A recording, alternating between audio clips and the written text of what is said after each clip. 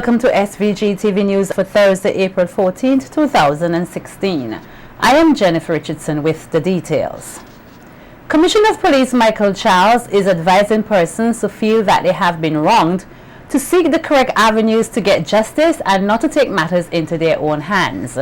The Chief of Police comments came in light of an incident which occurred in the Mesopotamia area where a man was doused with hot water involving members of a well-known family in the area who are said to be assisting the police with the investigation into the matter. A video recording of the incident has since gone viral, with many persons here and abroad condemning the attack of the young man, which has left him with severe burns about his body. Commissioner Charles emphasized that if persons feel that they have been offended, they should lodge a complaint with the police and refrain from taking the law into their own hands. On Facebook, this thing is being circled around, and it came to the notice of the police, and immediately an investigation was launched.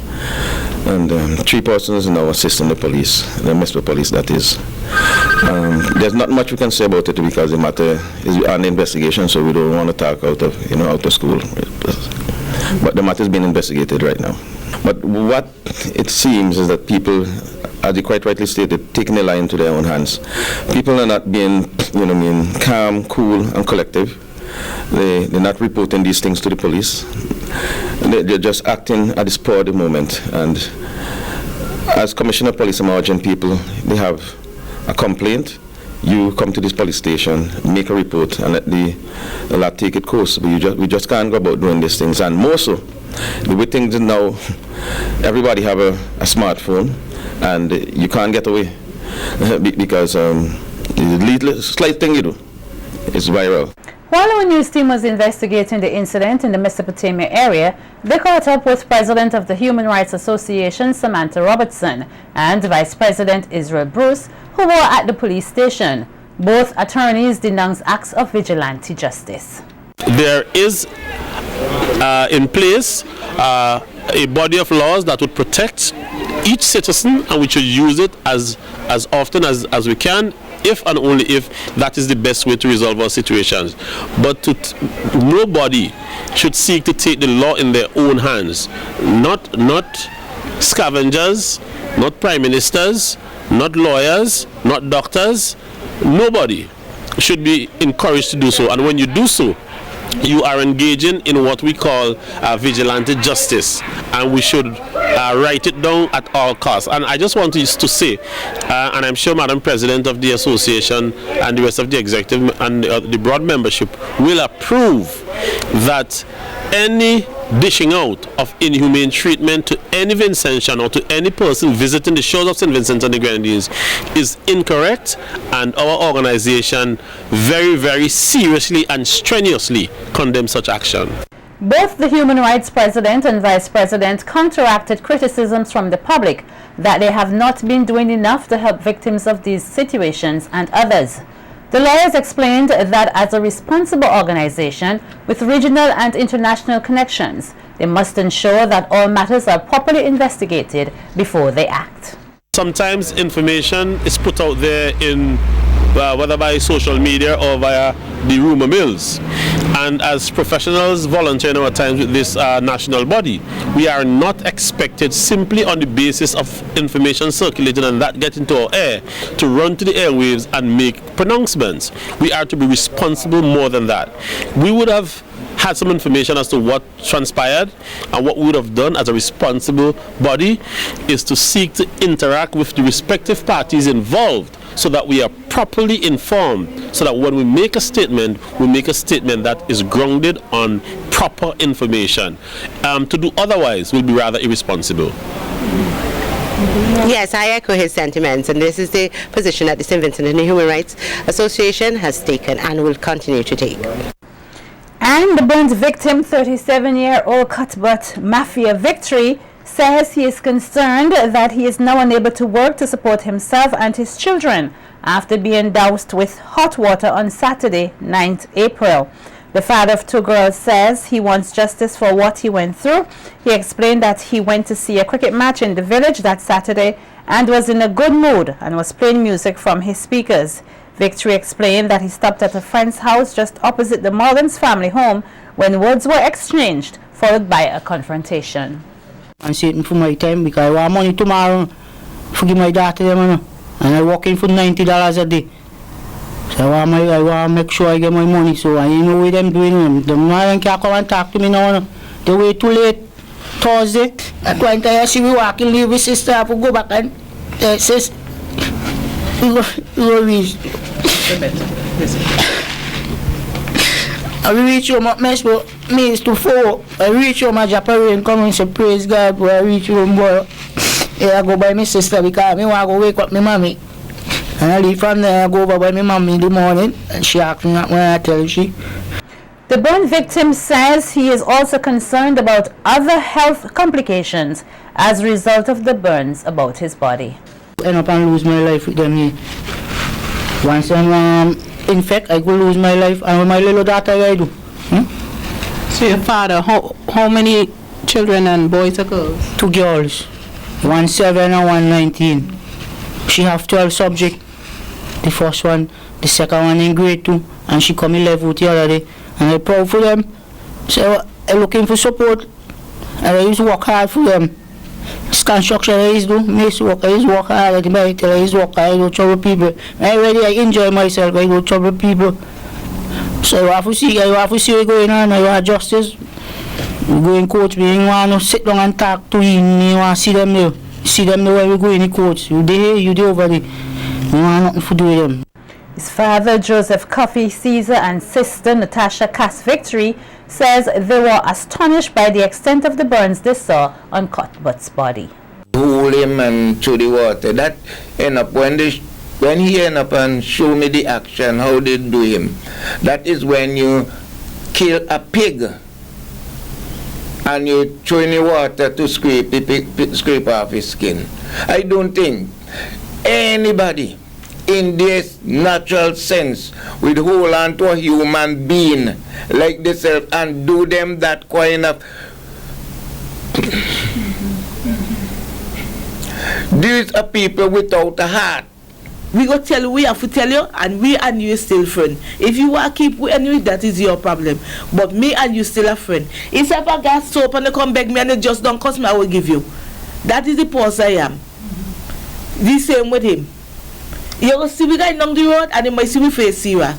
Who trouble you? Nobody trouble him. So make a guy face so that the person we are. We're not the smiley person, we're not the laughing person. We go make with you. But if you work with jokes and see you don't like it, we stop. When I saw my brother when I reached Evisham, I started to cry. Attempts were made to get an interview with the Morgans on the matter, but these attempts proved futile. When our news team visited their home in Mesopotamia, no one was at home. The St. James School of Medicine, St. Vincent, earlier today held another white coat ceremony for the 3rd outgoing batch of students. The white coat ceremony marks the students' transition from the study of preclinical to clinical health sciences, and also where the students move away from the classrooms of Arnisville to Jackson Park Hospital in Chicago, Illinois, where they will begin meeting patients as part of their education program. Addressing the graduates, Dean of Administration at the St. James School of Medicine, Anwarul Siddiqui, commended the students for their hard work, effort, and dedication towards their studies, and urged them to work even harder so that they may realize their dreams of one day practicing medicine. Students, sometime last year, you have made 2 great choices. One is medicine. The other one is St. James School of Medicine. You have worked hard to get to this point. You have faced numerous challenges along the way and have made sacrifices. Medicine is a wonderful profession. The white coat has been symbol of the medical profession for many years, and white represents goodness, white represents purity. You will be officially donning a white coat today for the first time in a couple of minutes from now, in a ceremony that emphasizes our confidence in your ability to become compassionate and knowledgeable physicians. Dr. Siddiqui further told the students that though they have spent a lot of their time studying in the labs and classrooms, they have more to learn about their profession. Until now, you spent most of your time in the school attending lectures and labs. However, I quote Sir William Osler, medicine is learned by the bedside, not in the classroom.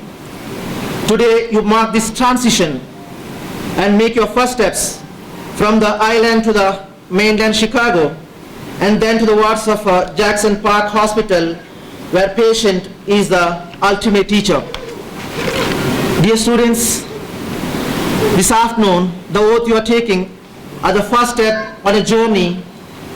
While you recite the solemn oath, you are pledging a statement of intent to ethical and honorable behavior as a student, not a physician as yet. This will come as your journey continues. The Dean further urged the graduates to take their profession seriously and to strive to uphold the oath they have taken. There are numerous moments that come and go quickly, and we ignore. Do not ignore this. Admire your new coat. It's really new. It's white. It's clean. Okay, enjoy.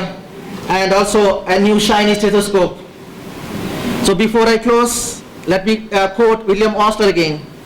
The practice of medicine is an art, not a trade, a calling, not a business, a calling in which your heart will be exercised equally with your head. Please remember your alma mater, St. James School of Medicine, St. Vincent Arnes Wade, where you reach the farthest ends of the world as a doctor one day. If you do not wish to communicate any one of us, it's here, it's okay, it's fine. But when you browse our Facebook pages, and if you happen to see our faces, please click like. Without a sensible, compelling energy policy, one cannot talk about development. That's the view of Prime Minister Dr. Rav Gonsalves as the energy unit under the PACES project today launched the electric vehicle and charging station at the Financial Complex car park. Dr. Gonsalves says countries throughout the world at one time paid no attention to the damage caused by the use of fossil fuels on the environment and its contributions to climate change. He said small islands like St. Vincent and the Grenadines are adversely affected by the ravages of climate change, but can use the opportunity to lead by example in the fight against this environmental challenge. Because small island states are the most adversely affected by climate change, even though we contribute very little to that climate change, we have to be in this business not only globally, but in order to have credibility globally, we have to do things within our own backyard, in our own jurisdiction. So we can't lecture the United States of America and Europe and China and India about their greenhouse gas emissions and their over the reliance on fossil fuel without we ourselves demonstrated day to day that we have a stake in this business for ourselves in our small islands, but as part of the global community. Because ironically, the smaller we are, as you may see on the block, the more skin we have in the game. The Prime Minister noted that 60% of the energy consumed is in the transport sector, with under $50 million a year spent on fuel. He is confident that this project will be instrumental in the reduction of the importation of fuel. He adds that there are plans to give some concessions on the importation of these electric hybrid vehicles. What we are having here with these electric vehicle and hybrid vehicle is something which you have to watch what will happen in the future. We started two as a pilot, and more you're going to have vehicles on the road. You'll have solar voltaic charging stations in addition to just charging normally through electricity.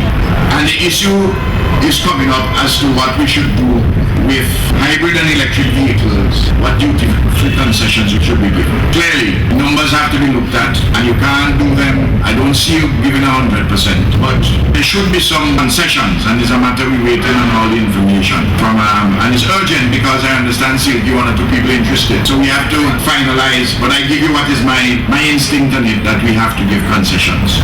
PACES project officer Leishan Monroe says The project gives support to the government's commitment to renewable energy and that it is a step forward in transforming the local transport sector. To support this initiative, we have also invested in building the capacity of our people. Two local technicians recently received certified electric vehicle maintenance training in Grenada. Friends, it is said that it is best to lead by example. This vehicle is part of the government's fleet. This reaffirms the government's commitment to renewable energy and, on the broader scale, climate change mitigation. I am of the belief that this hybrid electric vehicle demonstration project is the first step towards the reform of this country's transportation sector and feel comforted that it is being led by our government. Let us all remember, save fuel, save energy, save money, and save the planet. The 8 contestants who will be vying for the Miss SVG title 2016 are busy preparing for the show to be held on Saturday, June 4th at Carnival City, Victoria Park.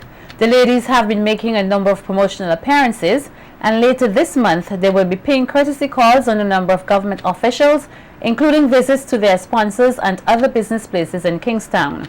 SVG-TV's Nikita Tony tells us more about the contestants in this report. On the 4th of June 2016, St. Vincent and the Grenadines will witness the crowning of a new queen, as 8 of this nation's most vibrant, elegant and intellectual young ladies will vie for the title of Miss SVG 2016.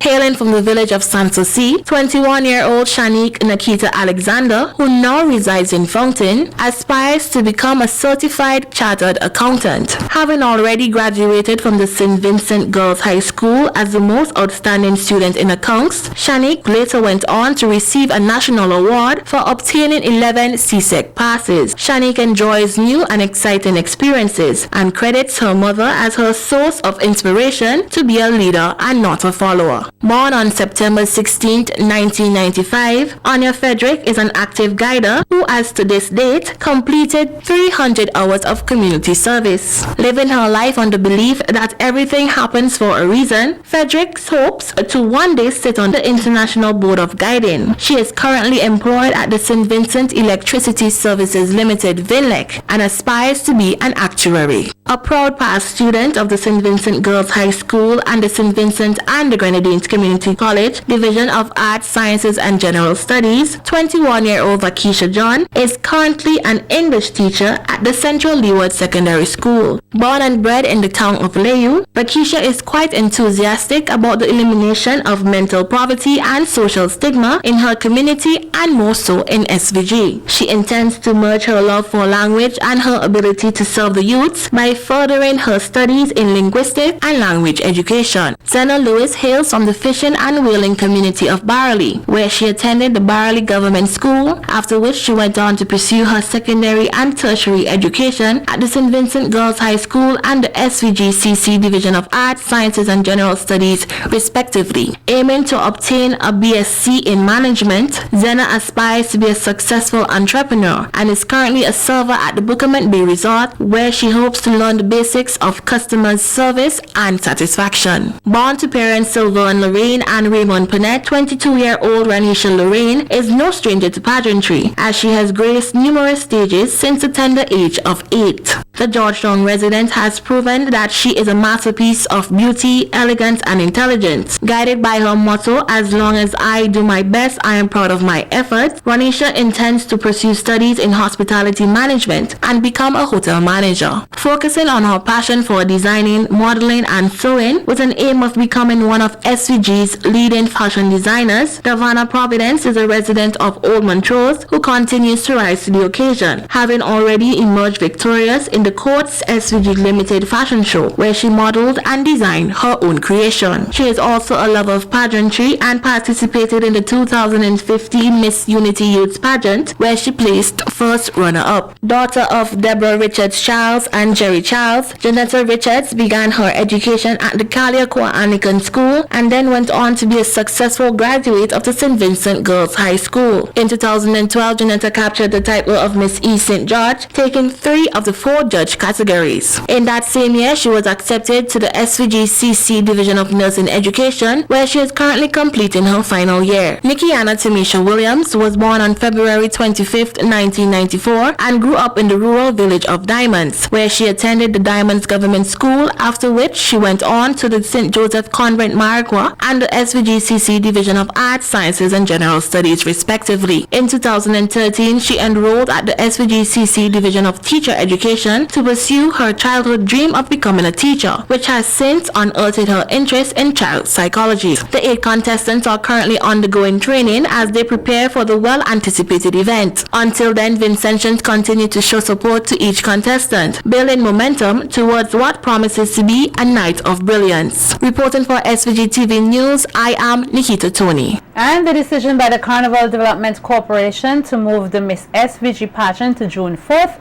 as well as the poor attendance of the public to CDC shows, were discussed in last Sunday's Hit Stock program. Singer and songwriter Shauna McKenzie pointed out that she has no problem with the decision to change the date for the Miss SVG pageant and the move to have the Calypso semi-final stage at the Russell's Auditorium. However, she noted that the marketing of Carnival events needs improving. According to McKenzie, the taste of the public is changing and more must be done to market the various shows. But do people have a real interest in these things that used to happen from way back? If you tell people that a pan group is going to be in park playing before the mass band come, how many people really going to get up and flock to the park to see the pan group? How many people going to get up and flock to the park to see the Calypsonians who didn't make it to the finals? How many people going to come to see who else we have? Some people, the Queen. How many people gonna come to see the Queen come and I'm not saying they're not going to. Called Mardi Gras. Right. So I am all for that, but I am also all for the part of marketing this thing as if that we all need to be there to see these things before we see the colorful costumes, and that is not happening. President of the SVG Association of Music Professionals, Orande Bomani Charles, pointed out that whilst there is a desire to preserve the Vincentian cultural heritage, efforts must also be made to have aspects of the heritage commercially viable. So we set up some checkpoints at the main arteries into Kingston, right? So everybody comes in to watch the mass, they pay the $5. So Kingston becomes the stage. The venue. Kingston becomes the venue. The street becomes the stage. Because that's where the people are. And we've tried so many things to get them into the Victoria Park and they're not coming. So I think sometimes we have to give and take, and we have to find the balance between the preservation of our culture, which is important, and I'm a traditionalist where that is concerned. The CDC has a certain responsibility to maintain the components, and they have to invest as much as they can to ensure that Pan Mass and Calypso remain the identity of Vincy Mass. And but let's be responsive to the changes and where the society is moving, so that we can capture the energy and bring it into a new generation. Member of the Carnival Development Committee, that's the Carnival Development Corporation, and coordinator of the Rural Carnivals, Ellsworth Ezzie Roberts, pointed out that the Carnival Development Corporation has a responsibility to preserve the carnival despite economic challenges.